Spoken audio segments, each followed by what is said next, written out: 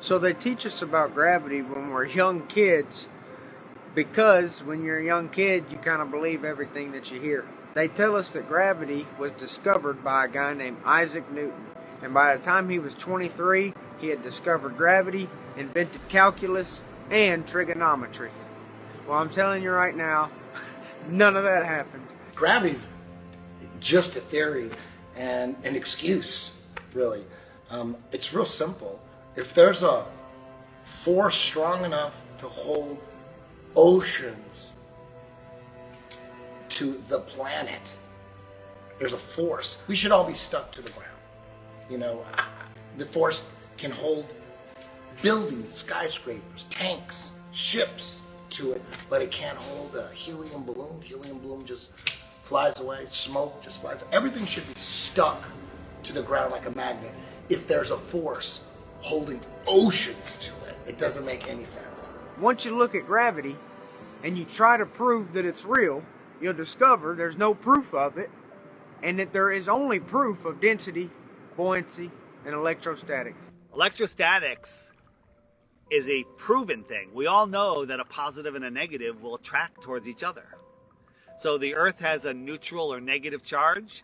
Everything above it has a positive charge, and it is attracted to it. Everything that exists is electric. There's not one thing that exists in the entire world that is not electric. It's actually the unifying force that keeps everything here, holds everything together, and everything seeks equilibrium based on that. So everything's trying to find a state of rest based on its electric phenomena or its electric nature within the environment that we exist within.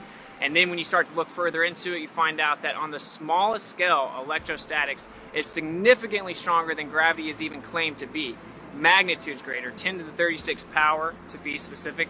So everything, simply put, everything that exists is electric. Everything that is falling to the ground or not falling to the ground is seeking equilibrium based on electrostatics. We can actually test this. We can use something called a corona motor, and whenever we manipulate electrostatics, we can make things levitate. We can make things go up or down, and we can actually change how fast they go down. We can also manipulate the weight of an object simply by manipulating electrostatics. And of course, that's how science actually works, is you do an experiment that shows you what the cause of the effect is, and you can manipulate electrostatics and cause the effect of downward acceleration, commonly referred to as gravity. Of course, I've never seen a test that manipulates space-time, and you will never see that. It doesn't exist. Everyone thinks that the reason things fall is because of gravity, but actually everything that exists is electrostatic. So when everything go to the ground, they're seeking equilibrium, so they go find their balance on the ground where their charge disperses or spreads out in through the ground. So we have positive charge in the air, we have negative charge on the surface of the earth or on the ground, which is why it's called grounding, and then we introduced positive charge and then it went back down to the ground to seek equilibrium.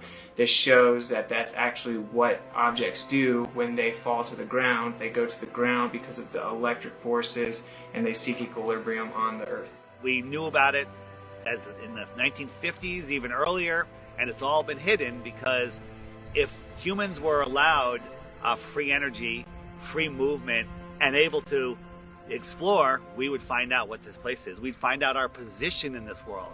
And that's the number one thing. Why are they hiding flat Earth? Why? What's the motive? And the motive is to keep us dumbed down, not knowing who we are, not knowing where we are, not knowing the true power that we have, and not having true freedom.